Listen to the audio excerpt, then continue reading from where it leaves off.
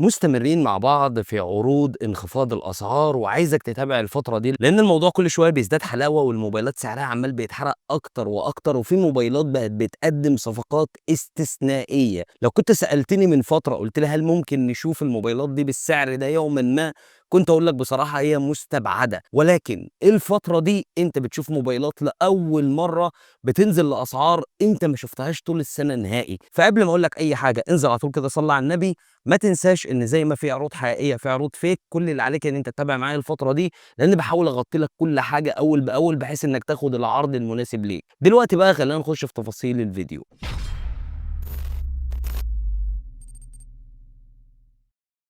اهلا وسهلا بيكم، انا محمد ودي قناه امك ريفيوز. واول موبايل ده بالنسبه لي موبايل ممتاز، موبايل ما كانش يخطر على بالك انه ينزل للسعر ده نهائي، لان الموبايل ده كان من فتره سعره 15500، ما بينزلش عن كده وفضل لفتره طويله ماسك في السعر ده. هو الفيفو في 50 لايت ال 5 جي. ركز ان الموبايل ده نسخه 12 256 جيجا، سعره نزل دلوقتي ل 12000 جنيه، وده يعتبر قيمه هايله مقابل السعر للشخص اللي عايز موبايل اعتمادي ومش بيدور على تجربة الألعاب. لأن الموبايل ده هو أحسن من وجهة نظري من الريلمي 14 تي، وأحسن كمان من الأوبو A6 برو، لأنه بيجي بنفس المعالج اللي موجود في الموبايلات دي، ولكنه بيجي بسعر أقل منهم بشوية حلوين. ولو أنت جاي بتقول لي طب ما الريلمي في سعره، هقول لك الموبايل ده بيجي ب 12 جيجا بايت رام، بيجي بسرعة شحن الصاروخية 90 واط، وبيجي بتجربة كاميرا أحسن، وفي نفس الوقت هو محافظ على البطارية العملاقة 6500 ملي أمبير اللي برضو أفضل من الريلمي 14 تي. طب حد ممكن يقول لي بس الأوبو بطارية 7000 ملي أمبير، هقول لك الأوبو ب 14000 جنيه أو ب 15000 جنيه النسخة ال 5 جي اللي زي الفيفو اللي بتيجي بنفس المعالج. لكن الفيفو ب 12000 جنيه أنت هتوفر 3000 جنيه حرفيا،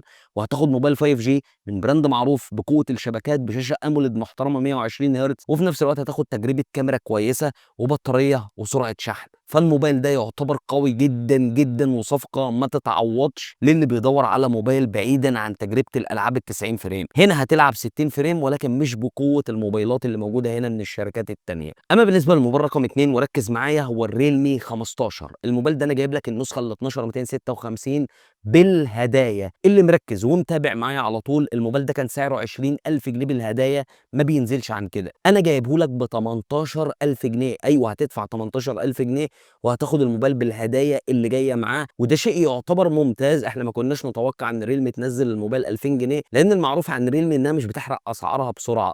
فالموبايل ده يعتبر اختيار ممتاز، لانك لو شلت الهدايا هيكون الموبايل ده ب 16000 جنيه او حاجه زي كده، وده يعتبر افضل سعر ليه انا شفته من فتره طويله. وخصوصا انك بتاخد شاشه قويه جدا من اقوى الشاشات على فئته، زائد انك بتاخد بطاريه ممتازه 6500 ملي امبير، سرعه شحن كويسه 45 واط، بتاخد معالج قوي وبتلعب 90 فريم. وعايز اقول لك ان الموبايل اداؤه مستقر جدا جدا، ده زائد ان انت مش بتضحي بالكاميرا، لانك بتاخد كاميرا اساسيه واماميه محترمين جدا، وكاميرا الترا وايد تعتبر مقبوله على فئته السعريه كويسه جدا. شيل سعر الهدايا اللي جايه معاه، هتلاقي ان الموبايل واقف عليك ب 16000. وانا قلت من فتره ان الموبايل لو وصل لكده بطوله من غير هدايا هيكون من اقوى الصفقات اللي ممكن تاخدها. اما بالنسبه للموبايل رقم 3، هو الفيفو في 50 لايت ولكن النسخه ال 4 جي. انا لو كنت جيت من فتره قلت لك هل ممكن في فئه 9 10000 جنيه تاخد موبايل ببطاريه 6500 ملي امبير مع شحن 90 واط مع شاشه اموليد 120 هرتز ممتازه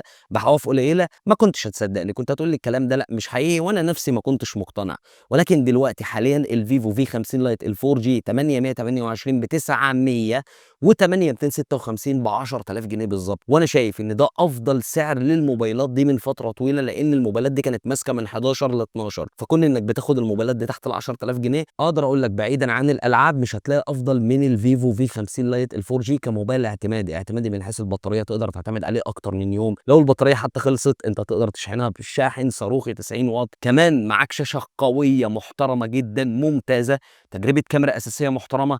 الفكره كلها في المعالج، لو انت جيمر 685 مش هينفعك. اما بالنسبه للموبايل اللي بعد كده بقى، هو موبايل الاداء العالي، هو موبايل فعلا محترم. موبايل انا كنت بتكلم عنه من فتره كان ب 25000، دلوقتي سعره 23850. هو الاوبو رينو 13. خد بالك ان الموبايل ده سعره ممتاز حاليا، وخد بالك ان الفرق بينه وبين الاوبو رينو 14 عباره عن بطاريه اكبر شويه، وانك ما معكش الكاميرا التقريب. لو مش بيفرق معاك الحاجتين دول فانت واخد الاوبو رينو 14 باسم الاوبو رينو 13، لانهم نفس المعالج ونفس الشاشه ونفس الخامات، ظهر ازاز مع فريم معدن. فالموبايل ده صفقه جامده جدا للي مش فارق معاه كاميرا التقريب ولا فارق معاه بطاريه 6000 ملي امبير، بطاريه 5600 ملي امبير، ما فيهاش اي مشكله خالص. ساعتها اقدر اقول لك روح وانت مطمن هات الاوبو رينو 13، لانك هتاخد ال 120 فريم في تجربه الالعاب، ما فيش اي مشكله، لانهم نفس المعالج حرفيا ونفس الشاشه ونفس خامات الصناعه.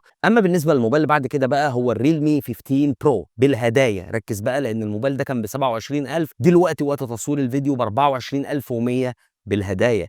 يعني لو انت شلت الهدايا الموبايل ده هيكون بيلعب في رينج 23 22500، وده شيء يعتبر ممتاز على ريلمي 15 برو. لو انت كان نفسك تشتري الموبايل ده بس مش بتفكر في كاميرا التقريب، وعايز افضل شاشه وافضل بطاريه وافضل كاميرا اساسيه وافضل تصوير فيديو بعيدا عن سامسونج، انت ما بتحب السامسونج، اقدر اقول لك ان الموبايل ده صفقه رهيبه. بس خد بالك ان هو دلوقتي قريب في السعر من الاوبو رينو 13، فلو انت بتدور على الاداء العالي وال 120 فريم هتاخدهم في الاوبو رينو 13. لكن لو بتدور على 90 فريم مفيش اي مشكله، مش عايز ال 120 فريم وعايز برضه معالج رهيب، فخليك في الريلمي 15 برو، وخصوصا انك هتدفع 24 هتاخد الموبايل بالهدايا. لكن اوبو مفيش اي هدايا، 23850 هتاخد الموبايل بالعلبه بتاعته بس. اما بالنسبه للموبايل اللي بعد كده هو اختياري بصراحه، وانا برشح الاعلى منه، هو الريلمي 14 برو بلس. الموبايل ده كان سعره ماسك 25000 جنيه، ما بينزلش عن كده. الموبايل حاليا سعره 23000 جنيه للنسخه ال 12 256. انا شايف بصراحه انه موبايل كويس مش وحش، بس خد بالك انك على بعد 1000 جنيه من الريلمي 15 برو، وانا رايي ان الريلمي 15 برو افضل ككاميرات وافضل في البطاريه وافضل في الشاشه من وجهه نظري الشخصيه. لو انت بتدور على موبايل من ريلمي بكاميرا تليفوتو محترمه ممكن تروح له، لكن لو بتدور على الموبايل الافضل فال 15 برو افضل من ال 14 برو بلس، وده الجيل الجديد اصلا.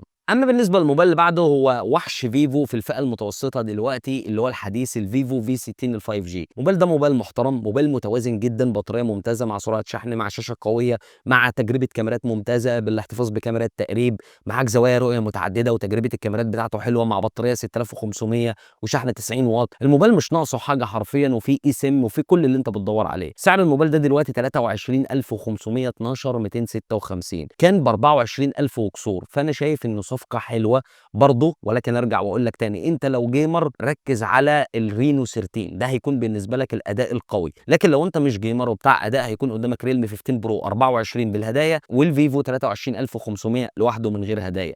وهنا اقدر اقول لك لو بتدور على الكاميرا الاساسيه والبطاريه والشاشه خليك في الريلمي. بتدور على الكاميرا التقريب وفارقه معاك قوي قوي قوي، وانت بتحب تصوير البورتريه جدا، فخليك في الفيفو في 60 هيكون بالنسبه لك افضل. طب انا مش معايا اجيب الريلمي 15 ابو 18000 جنيه بالهدايا، فعندك ريلمي 14 سعره دلوقتي اتحرق جامد ل 16170 جنيه. خد بالك نسخه 12 256. اقدر اقول لك ان اداء الريلمي 14 ما اختلفش كتير عن اداء الريلمي 15، وبيجي بمعالج صاروخي سناب دراجون 6 جين 4، زائد انه بيقدم شاشه قويه وكل حاجه زي ما انت عايز، الا حاجه واحده في الموبايل ده هي اللي ممكن تبعدك. لو انت بتدور على تجربه الكاميرات ساعتها اقول لك ممكن تجيب اي موبايل من اي براند تاني، ولو انت بتحب ريلمي اطلع وقت الريلمي 15. لكن لو انت الكاميرات يعني على قد ما بتستخدمها كده كل فين وفين، اقدر اقول لك ان ده موبايل محترم، وخصوصا في تجربه الالعاب، والموبايل ده من اقل الموبايلات اللي بتسخن على سعره. واخيرا طبعا موبايلين واحد فيهم جبار، هو الانفينكس هوت 16 برو بلس. ركز معايا، الموبايل ده كان سعره 10400 10500 جنيه، سعره دلوقتي 8256 8555. ايوه زي ما انا بقول لك كده، اللي هو نفس سعر الانفينكس هوت 16 برو. واقدر اقول لك ان ده دلوقتي افضل قيمه مقابل سعر ال 8000 جنيه. ليه بقى؟ لان الموبايل ده فيه كل حاجه كانت في الانفينكس هوت 16 برو، الاداء الممتاز على سعره، من افضل الاداءات وافضل شاشه على سعره وافضل تصميم وكل حاجه، ولكن مع حاجات كمان بتميزه. سماعات ستيريو صوتها ممتاز اكتر، تجربه كاميرا مميزه جدا، هي الاقوى تحت 10000 جنيه، ودي حاجه بتميزه. فخد بالك ان الانفينكس هوت 16 برو بلس موبايل متكامل تحت ال 10000 جنيه. لكن الهوت 16 برو كان من اقوى الموبايلات على الفئه دي، بس كنا بنقول دايما لو عايز كاميرا روح للاي 16 او تكنو. دلوقتي اقدر اقول لك ان خلاص الانفينكس هوت 16 برو بلس بيدي لك الكاميرا مع بقيه الحاجات التانيه، بس خد بالك ان إن الشاشة كيرف، وإنه ما بيدعمش تركيب كارت ميموري، عشان بس تبقى في الصورة. غير كده الموبايل ده صفقة رهيبة دلوقتي. وأخيرًا السامسونج A36 اللي بيدوّر عليه 8128 حاليًا ب14.000 جنيه بالضبط. وحابب أقول لك لو أنت بتحب التحديثات، عايز تاخد واجهة ممتازة فيها كل التخصيصات، عايز تاخد أفخم تصميم، في نفس الوقت تاخد أفضل تجربة تصوير فيديو، فرأيي الA36 بدون نقاش. سيب أي موبايل تاني وروح له. لكن لو أنت بتدوّر على القيمة العالية بقى مقابل السعر، وإنك تاخد موبايل بحاجته كاملة وقوة الشبكات وهكذا، فعندك الVivo V60 Lite ال5G ممكن تروح تشتريه. ده بيدّي لك علبة كاملة وبيدّي لك شبكات وهكذا. وبس كده. وبكده نكون وصلنا لنهاية الفيديو. أكيد لازم تتابع معايا العروض أول بأول. ما تنساش لايكك، سبسكرايبك، وتفعل الجرس عشان يوصلك مني دايمًا كل جديد. وكالعادة انتظرني في فيديو جديد وسلام.